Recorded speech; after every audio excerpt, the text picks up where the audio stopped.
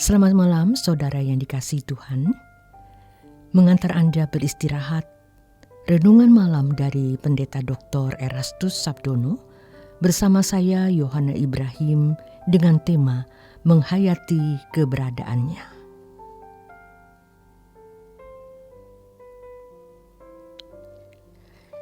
Kita sering mengatakan, "Aku percaya kepadamu Tuhan," baik dalam pengakuan maupun dalam syair lagu.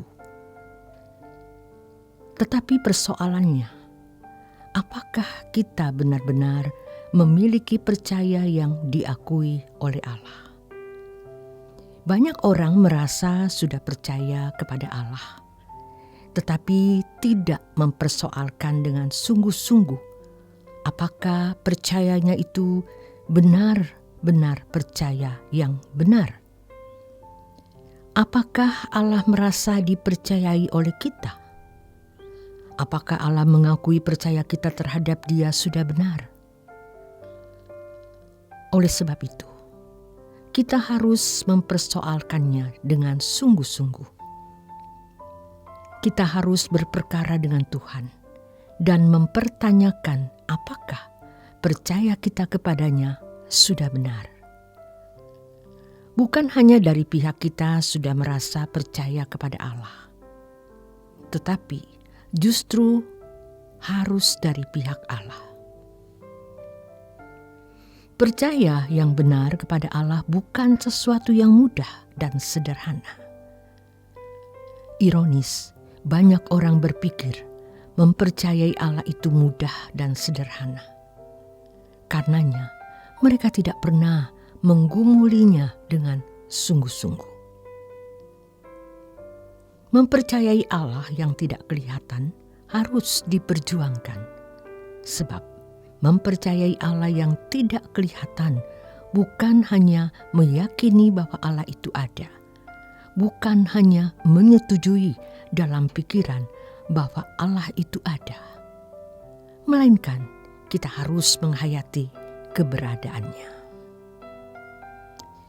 Saudara yang dikasihi Tuhan, dengan penghayatan yang benar terhadap keberadaan Allah tersebut, maka perilaku kita pasti bukan saja menjadi baik, melainkan juga sesuai dengan apa yang Allah inginkan dan kehendaki.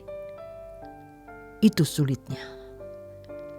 Kalau orang hanya meyakini Allah itu ada, itu mudah dan sederhana. Tetapi kalau mempercayai Allah dengan benar, berarti kita harus selalu mengerti apa yang Allah kehendaki untuk kita lakukan di dalam hidup ini. Mempercayai Allah berarti menghentikan semua keinginan diri sendiri, cita-cita dari diri sendiri yang tidak sesuai dengan kehendak Allah. Mempercayai Allah berarti hidup hanya untuk melakukan apa yang Allah inginkan, sama seperti yang diteladankan Abraham kepada kita, yang mengaku Abraham sebagai bapa orang percaya. Perhatikan pola dan gaya hidup Abraham.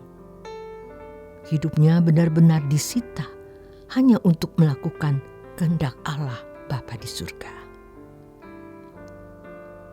Di dunia yang kita sudah rusak dan fana ini artinya pasti akan berakhir dan kita jalani tidak lebih dari 100 tahun.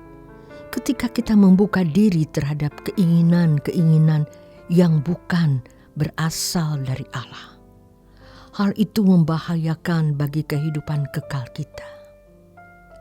Sekarang ini sangatlah aman kalau kita melepaskan segala keinginan diri sendiri dan hidup hanya untuk melakukan kehendak-Nya. Suatu saat, kalau sudah ada di surga, tidak ada kuasa gelap lagi. Allah akan mengizinkan dan membiarkan kita memiliki hasrat atau keinginan apapun. Tentu saja pada waktu itu tidak mungkin ada lagi hasrat yang bertentangan dengan Allah. Sekarang ini kita harus sudah berani untuk melepaskan semua keinginan, semua cita-cita yang tidak sesuai dengan kehendak Allah dan hidup hanya untuk melakukan apa yang Allah ingini. Kehidupan Abraham disita oleh percayanya kepada Allah. Ia meninggalkan negerinya, kampung halamannya, dan tidak pernah kembali hanya demi menemukan negeri yang Allah tunjukkan. Mengapa kita tidak mengikuti langkah hidup Bapa orang percaya ini? Mengapa kita hidup di dunia hanya untuk menemukan negeri yang Tuhan akan membawa kita? Seperti yang dikatakan oleh Tuhan Yesus, "Aku pergi menyediakan tempat bagimu. Setelah aku pergi menyediakan tempat bagimu, aku akan datang kembali dan membawa kamu, supaya di mana aku ada, kamu ada." Yohanes 14 ayat 1 sampai yang ketiga. Mengapa kita tidak berani mengambil keputusan untuk memancangkan perhatian dan tujuan hidup kita untuk menemukan satu-satunya negeri itu saja? Dengan memancangkan tujuan dan perhatian kita kepada negeri itu, maka kita terpacu untuk berusaha hidup tidak bercacat dan tidak bercelah. Kita berusaha untuk tidak terikat dengan kesenangan dunia. Dengan demikian, kita mengisi percaya kita dengan benar. Dengan demikian, kita memiliki percaya yang benar terhadap Tuhan.